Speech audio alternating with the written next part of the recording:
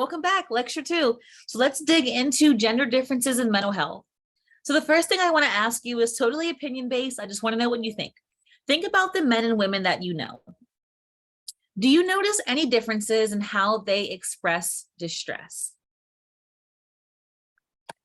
All right, so early studies have found that mental illness was more common among women in general, not just specific diagnoses, but that mental illness is more common overall.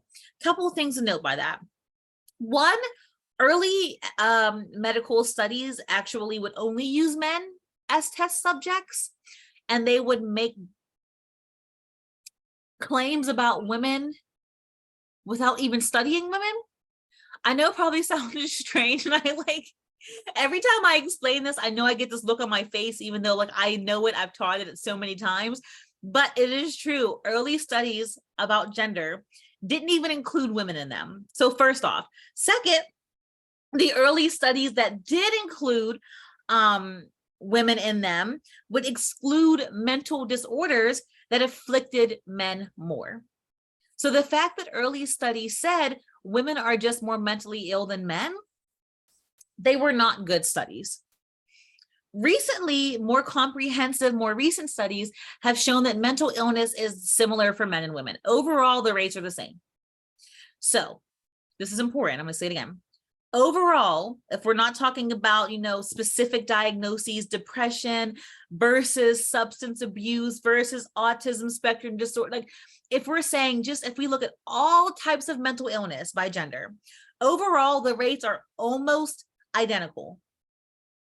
The differences among gender are not in prevalence rates, but they are in the ways that different genders express distress, the types of disorders they're diagnosed with, the experience of having a disorder, and the type of help that a person receives. This is very important. Women are more likely to be diagnosed with and exhibit symptoms of internalizing disorders. Women internalize their distress. Men are more likely to be diagnosed with and experience externalizing disorders and symptoms. They tend to externalize their distress. So again, internalizing disorders are women over men. Women tend to direct stress towards themselves, the internalizing of distress. This results in higher rates of depression, anxiety, and phobias. So more women live with depressive symptoms. This greater risk for depression means that more women than men live with feelings of profound sadness, serious problems with concepts of negative self-concept, feelings of guilt, self-reproach, and self-blame, energy loss and loss of motivation, decreases in interest in life, and shifts in appetite. Women suffer more from symptoms of anxiety. So greater risk for anxiety means that more women suffer from fear of specific objects, situations, and places. Panic attacks, free-floating anxiety states that attach themselves to seemingly random thoughts and situations. Men then are more likely to experience externalizing disorders, meaning that they tend to direct their distress towards others, externalizing distress. This involves antisocial personality, aggressive behavior, and substance abuse disorders. So the greater risk for substance abuse disorders means that men are more likely than women to experience extreme physical consequences from substance or alcohol use, problems at work and or school and or in the family due to quantity and frequency of this use, dependence on the substances, of course, and then serious psychological consequences from attempts to stop use. Whether it's psychological consequences of just having a difficult time, feelings of being a failure if they struggle the first few times. If it's hard enough for a man to ask for help, well, imagine if he asks for help and he fails. It's psychologically damaging. For anybody, but again, I'm not talking about biologically men are this way and women are born this way. This is all socialization. Men are socialized away from seeking help.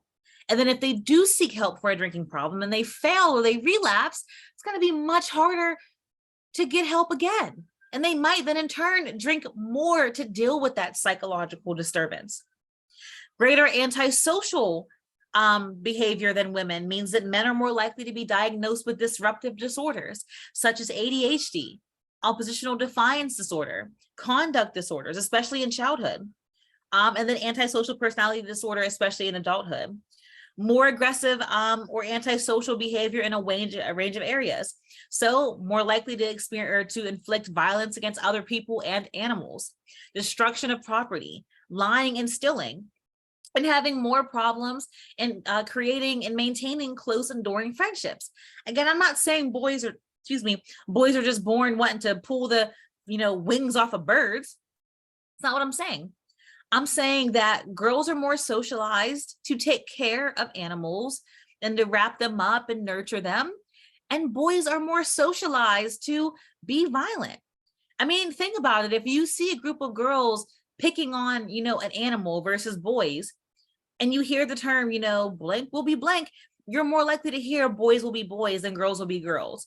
Just if you're seeing a group of children commit violent behavior. And hopefully you would stop the child no matter the behavior or no matter the gender, But the point is that we socialize boys into this conquest-minded, domination-minded, independent-minded personality, which then comes out in these disorders. So, what are a few factors that you think explain gender differences in mental health? And as long as you try, you cannot get this one wrong. What do you think? So I'll give you some of mine. Explanations tend to focus on dominant gender conceptions and practices, which are just those conceptions held by those in power. So if we think back to the gender division of labor, because a lot of it comes from this, especially capitalism circa 1800s, rise of industrial capitalism. With the increase of industrialization, there was also an increase of division of roles in the home. And so middle-class men began to leave the home for work. So the productive work and the public sphere became associated with men and masculinity. The private sphere then became associated with women. So as men went off to work, women were expected to stay home and take care of the children. So the emotional sphere, the domestic sphere, that was the private sphere, the sphere relegated to women and femininity. Now, I want to make a note that this is constructed, and it's not the same for all groups. So even in this time, industrial capitalism, circa 1800s, we'll think about poor Blacks and enslaved Black folk.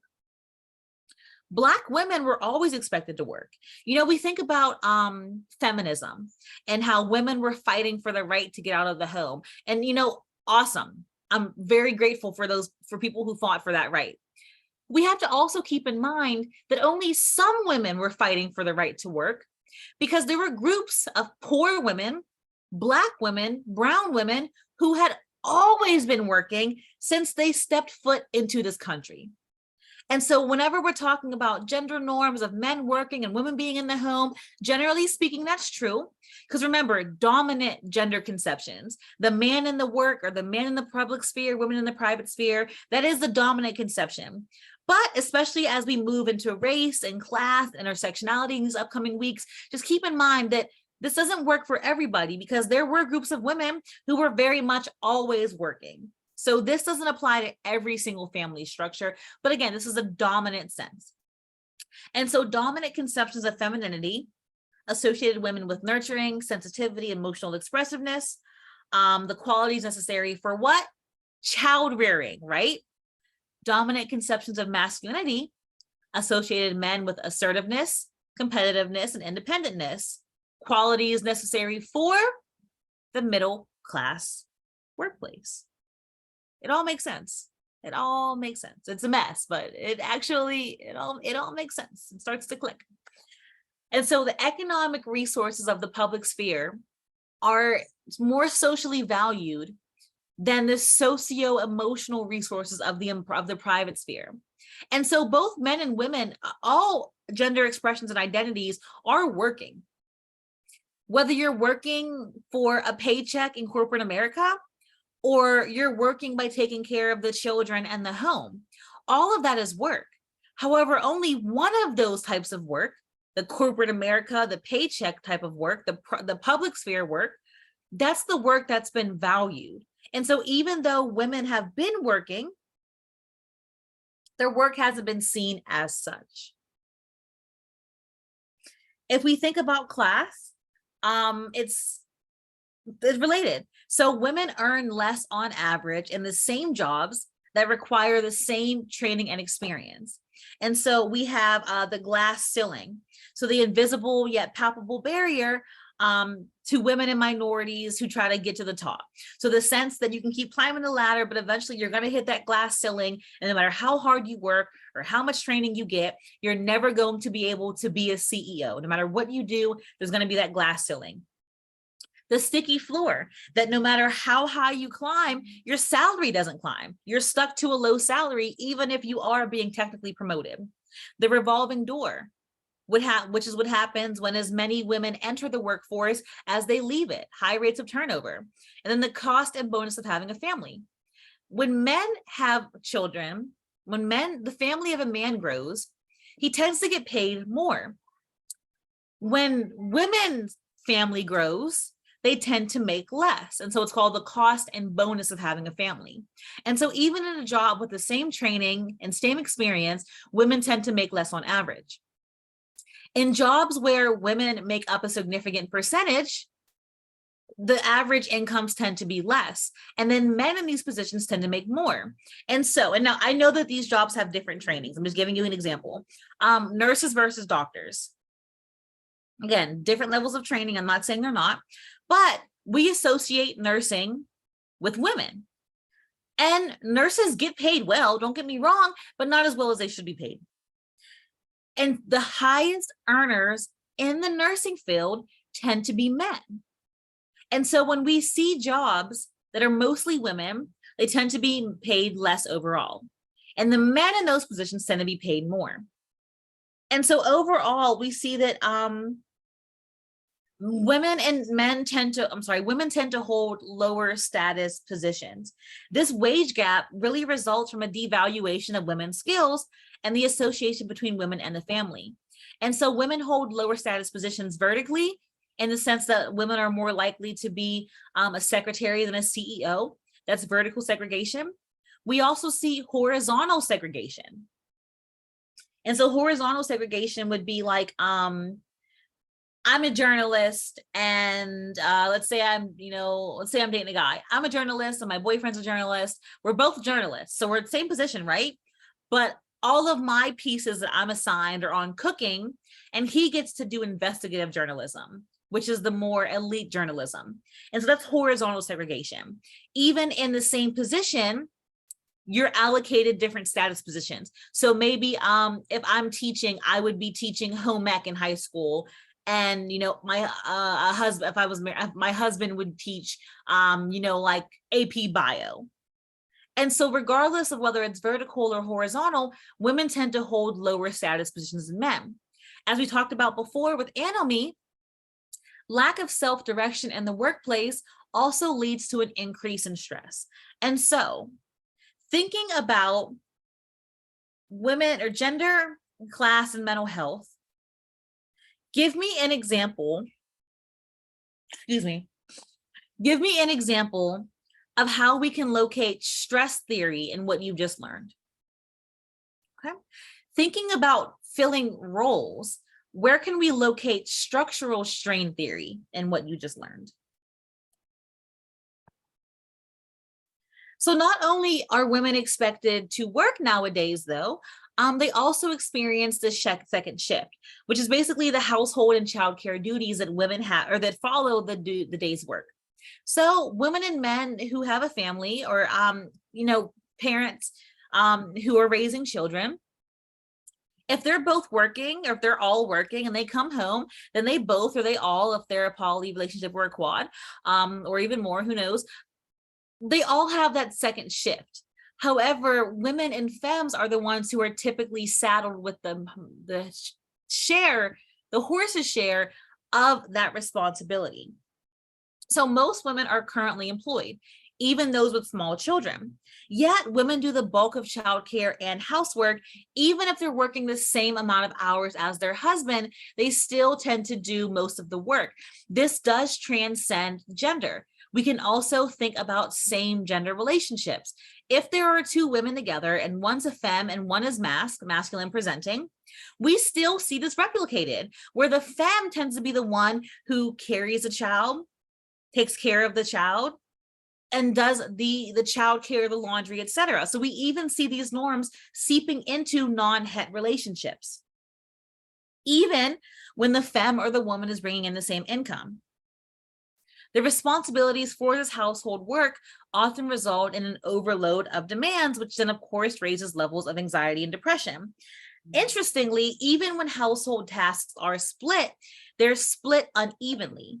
And so women and femmes tend to be tasked with the kind of roles where there is little discretion and they have to be repeated over and over. And so women are more likely to have to prepare the meals, shop, clean, do laundry, things that have to be done over and over and over again in a timely fashion. Whereas men tend to be tasked with fixing the gutter, changing the oil, annoying for sure, physically taxing, sure. But you change the oil every 3,000, and if you want to push it 5,000 miles on your car, fix the gutter, however so often. Preparing meals is 2-3 times a day, every day. Shopping weekly or so, sometimes more. Cleaning daily, laundry every few days or every week or so. And so even when household tasks are split, women tend to have to do the tasks that need to be done over and over and over again and have a sense of time pressure. And having to consistently meet deadlines when you feel under pressure, what does that lead to? Depression and anxiety. Women are also tasked with having to manage unpredictable childcare, and women who have issues with arranging childcare also suffer from depression and anxiety at a higher rate. And so we have then what's called, I'm going to give you a few theories. We're not going to spend a lot of time on them. I'm just showing you how diverse this database is, this database of knowledge. All of this is an overview. I am going to go into particulars, and I am going into particulars, but if you have more questions about any of this, let me know. I can dig more into it. And so role configuration theory is that women have greater conflicts among their different roles. What do I mean by that? It is harder for women to meet the standards of being a good mother in many ways, in the sense that men's conceptions of themselves as paid workers, that's consistent with their idea of what it is to be a good parent. So men are taught that to be a good dad, you go out, you bring home a paycheck, and that's what you do. The expectations for men haven't changed in the sense that men go out and they work. Many men see breadwinning as the main part of their parental role. And so if we think of, well, why aren't men changing more diapers? Why aren't men doing, baby girls' hair more often in the morning before school? Well, why would they? If men are taught their entire lives to believe to be a good dad, they just work and they're working, what reason do they have to do the kids' hair and to prepare the meals if everything they're already doing lines up with what it means to be a good parent? However, for women, having to work and being a parent overlap less. So income has traditionally not been associated with what it means to be a good mother. Increasingly, it is being able to provide for your child, especially if you're a single mother, yes. But historically, what it meant to be a good mother was to be nurturing, caring, and attentive. However, the world we live in today, it's very hard to live off of a single parent income. And so women are expected to work to just keep the family afloat. However, those expectations that a good mother be nurturing and caring and attentive,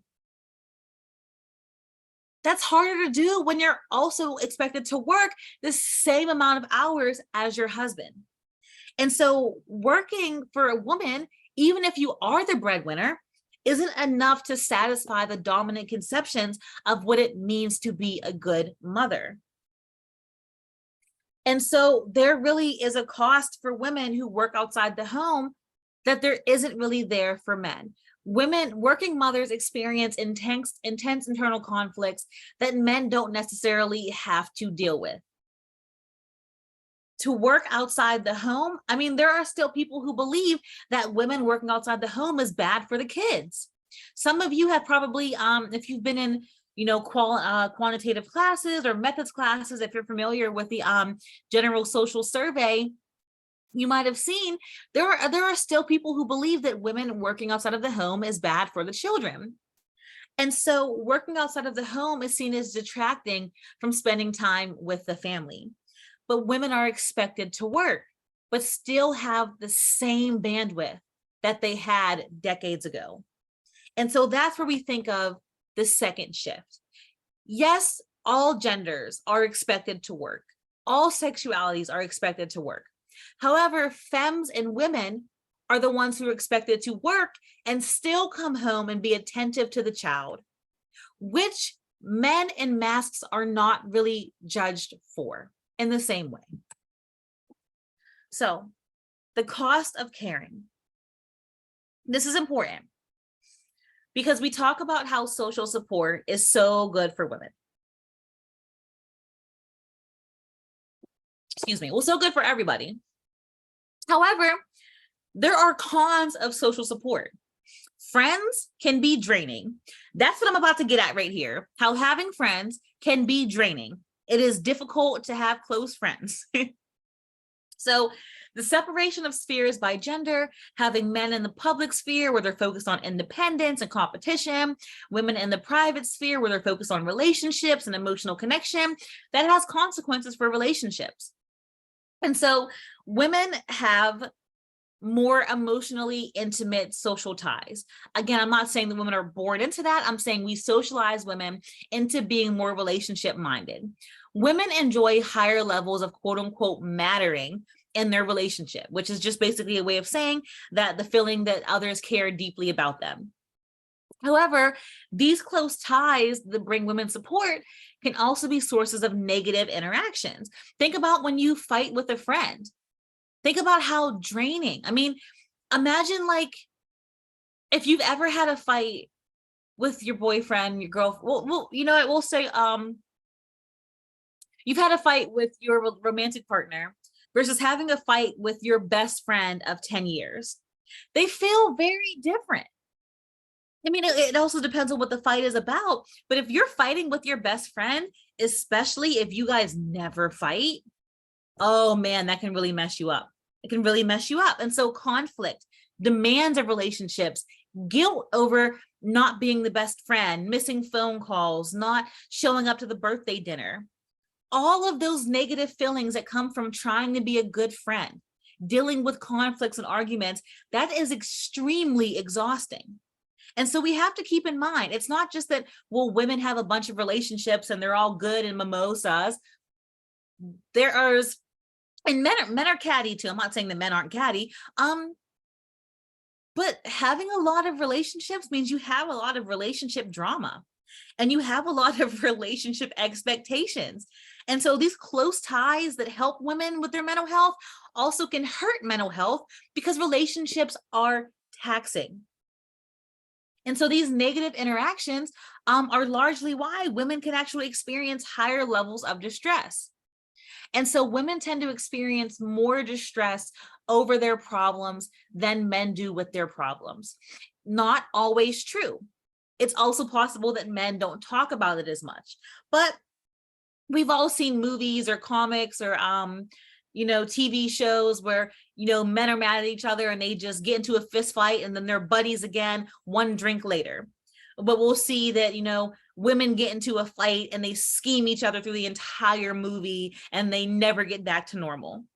And it's funny, but it comes from the kernel of truth that women tend to be more distressed over their relationship problems.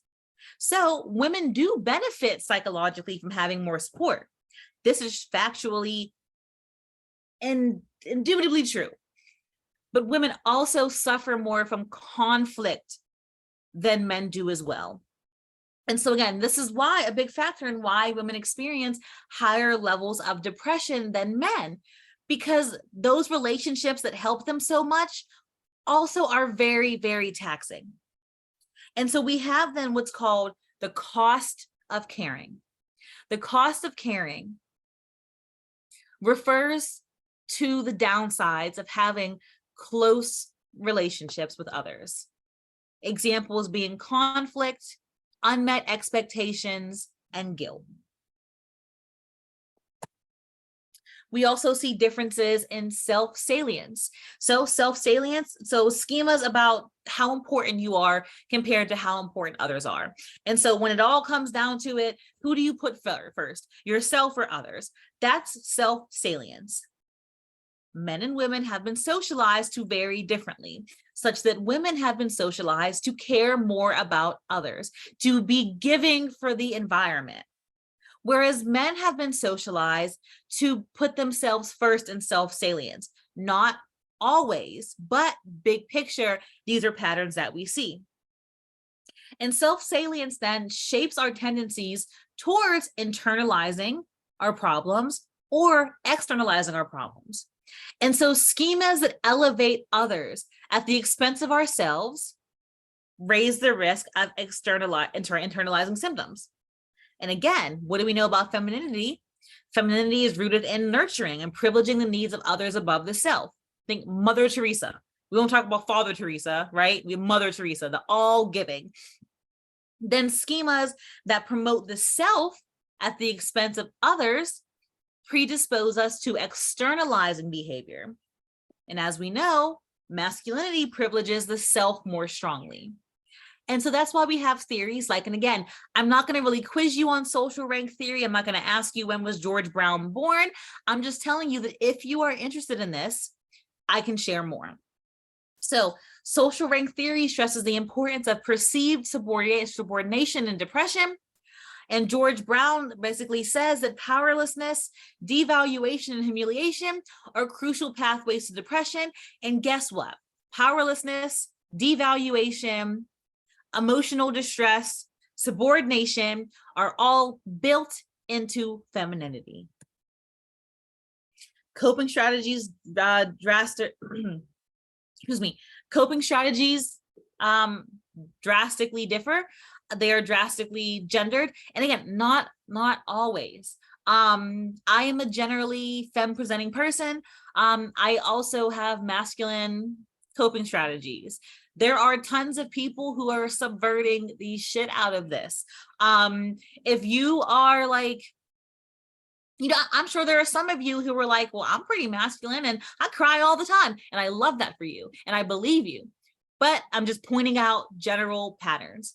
And so we typically see that masculinity, people who are masculine presenting and who value masculinity tend to be more problem focused. Remember, we talked about different coping strategies. I gave you an example of an exam. A problem focused coping strategy for an upcoming exam would be to study. An emotion focused coping strategy for a difficult exam would be to, tell yourself that no matter what, you'll be okay, you'll still pass without it. And so masculinity tends to favor being problem focused. Men tend to employ more instrumental, problem focused coping strategies that seek to change the problem. Whereas feminine people who embody femininity, who value femininity, who are even perceived as feminine, tend to be socialized towards emotion-focused strategies. So trying to change the interpretation of the problem itself. However, neither is better than the other. So think about it with the exam. Is it better to study for the exam or to fix how you feel about it? Both. Because even if you study for the exam and you do well, if you're such a nervous wreck from all the studying, you're not going to even be able to experience joy or satisfaction because you're going to be so mentally distraught that it's not going to matter how well you did. And so we need both problem-focused and emotion-focused. They work for different things. And so if your strategy is to keep partners engaged and to, fix interpersonal problems, then emotion focus tends to be the better way. Women's, quote unquote, women's coping strategies are most appropriate. What is this little bug? It's a little bug. Sorry, it's a little bug, a little cute bug. Women's strategies are most effective for dealing with problems with others. Coping mechanisms that allow distancing or devaluation of the problem are more helpful on the job. And so men's techniques tend to benefit them when they're in the, again, the private sphere. So the coping strategies that women have, I'm sorry, the public sphere, the coping, that was confusing. The coping strategies that women tend to have more embody the feminine socialization into fixing relationships, the private sphere. Men's coping mechanisms tend to focus separation and devaluation, which are more helpful on the job and the public sphere. And so we can think about like, oh, why are we learning about the 1800s, bah humbug history? And I get it, but when it comes to gender, it really matters. Because again, it's not that we're born this way necessarily. We socialize ourselves into this behavior. Both of these coping strategies, problem and emotion focused, are important, and we need both. And I'm not going to go into a spiel about how we should all do gender neutral parenting, or I'm not making a case either way for gender neutral parenting or any, I'm just saying that we need both of these. The masculine urge to problem solve, or the quote unquote feminine urge to fix relationships. We need to fix relationships and solve our problems.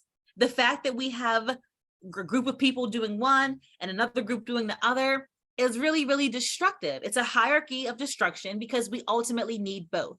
But we can see this gender division of labor seeping into even how we solve our problems. And then finally, I'll have one more slide after this to close up this section, and then you'll have just one more lecture after that. Gender and feeling rules. So my emotions are so interesting to me. Feeling rules are basically rules for what you're allowed to feel, norms for expressing emotion. So these rules vary dramatically for men and women and prompt different responses to a similar situation. So there are quote unquote appropriate ways for men and women to emote because of different socialization. Again, men are not born without tear ducts. Women are not born with a heart tattooed on their sleeve. You know, like boys are told at a young age, boys don't cry, man up. Girls are babied. Oh, let me give you kisses, sweetie. She's so pretty when she cries. Look at those big blue, beautiful blue eyes after she cries. Oh, like that's socialization. That's taking just the raw matter, the fleshy bag of blood and bones that we all are, and someone saying, oh, because you look this way, you cannot cry, you cannot cry, you cannot cry. And then over time, you stop crying, right? Like this is socialization. The idea that men can't cry and women can, you're taught that. And so children internalize these messages that equate masculinity with assertiveness and dominance and aggressiveness and independence. Men are expected to suppress their emotions that are defined as feminine and weak. So feeling helpless, feeling worried, feeling insecure, men are not allowed to feel that way. Now, it's not great when women do. Women get accused of being victims. You know, anybody who's overly helpless and worrisome and insecure will face some ridicule and shame. But the damsel in distress, it's a well-known trope. We expect Mary Jane to need saved, you know, but like Spider-Man, he should save himself, right? Like it's that kind of mindset. Of course, we got to save the girl, but the guy, he has to save the girl. Men are socialized away from anything that is near to a feminine emotion expression.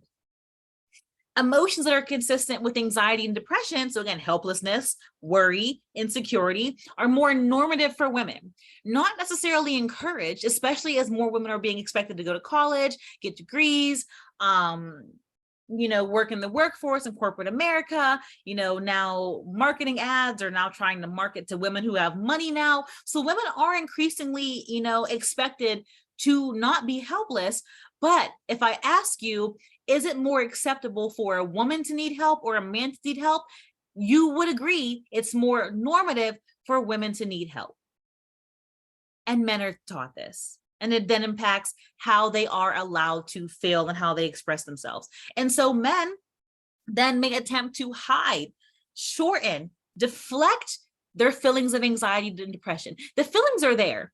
The sadness, the depression, the loneliness, men are having these feelings. Everything I'm saying to you isn't about the feelings themselves. It's what you do with the feelings once they have them. And so men have these feelings, but the way that they interpret them and exhibit them and display those behaviors, that's what differs. And so drinking accomplishes this goal. How do you hide your anxiety? How do you deflect your depression? You get drunk. And don't go get drunk, but I'm saying like, no, excuse me. Many researchers consider substance use to be the male version of depression. The urge comes from a lot of the same places. The goal is typically the same, to decrease those feelings of sadness, of loneliness, of insecurity. And so drinking tends to accomplish these same goals. It is a gender equivalent expression of depression for men. And again, am I saying that men are born, they come out the womb wanting a scotch? No, I'm saying that look at movies. Men are smoking cigarettes and they're drinking and they're doing drugs, and it's almost a part of masculinity to have a drink every now and then. Think about beer commercials. Summertime, scantily clad women, a cold beer, you're grilling with the guys. Drinking is a celebrated part of masculinity. And it's also a way to not feel these quote unquote feminine feelings. So that's what men do. Not all of them, but it's more acceptable to go have a beer than it is to go to a therapist. That is what we've been socialized into. And so if we think about a low-level job, you're at a job that you hate, it sucks, your pay is crap, you're not respected. That same exact job, women would be more likely to have psychological distress and cry about it to their friend. Men would be more likely to go to the bar, tie one on, and have a drink. Same problematic circumstances, same type of brains, but having totally different behaviors because of the difference in socialization. So, to summarize this, it is critical to understand how gender intersects with other social factors as well, because it's not just gender. Again, I mentioned, we talked about, women wanting the right to work and first wave feminism, but like I said, Black women were always working, poor women were always working. And so whenever we factor in class and race, the division of labor that we're kind of saying is why we see all these differences doesn't hold up as much, right? We'll talk about that next week. Structural theories predict that the more disadvantaged positions you hold, so if you are disabled and queer and Black and a woman and not a citizen and neurodivergent, that you would have higher rates of mental illness. This is tricky because we don't want to just say, like oppression Olympics, well, I have more marginalization than you. I have 5 marginalizations, therefore I have 5 depressions. It's not that simple. But the sense is that the more disadvantaged you are, the worse your mental health tends to be. But again, it's paradoxical because even as I'm talking about Black women who have always had to work for the most part, Black women actually exhibit fewer internalizing disorders. We see Black women seeking treatment for depression way, way less. But all the things we talked about, difficult relationships, low status in the social system, are there for Black women. So why are they depressed less? We'll talk about that. Actually, I think it's 2 weeks from now. I think it's Tuesday, either way, I think it's either the race week, I think it's intersectionality. Either way, if you're thinking about, but like what happens with Black women, with disabled men, with rich neurodivergence, like we'll talk about all of that with intersectionality. And this is all going to be rooted in these dominant gender conceptualizations. So the gender gap in internalizing and externalizing problems is narrowing over time. So we are seeing an increase in women using drugs and drinking. We're seeing an increase in men with depression. Why is that? You can make the argument because times are changing. Gender roles are decreasing. It's possible. We can talk more about that. Well, I mean, at the end of the semester, we'll talk more about why things are changing as well. But we do see that this gap is changing, but it's still there. It's worth noting, I talked a lot about depression, anxiety, and substance abuse. I did not talk about schizophrenia. I did not talk about bipolar disorder, because there are some disorders that actually do not vary by gender. However, the symptoms experienced will vary. And so if we're thinking about schizophrenia, we might see that girls are more likely to have paranoia, cognitive disorganization, hallucinations, whereas boys might be more likely to experience anhedonia and grandiosity. However, the disorder itself, schizophrenia, doesn't change, but the symptoms we can see exhibited differently, which, if you think about it, that fits with what I told you early on in this lecture. Overall, the rates of mental illness are the same, but how we interpret and express them, that differs by gender and, of course, by gender socialization. Women are more likely to seek help compared to men, and this is the takeaway. I promise you this will come up again. I might ask you this outright.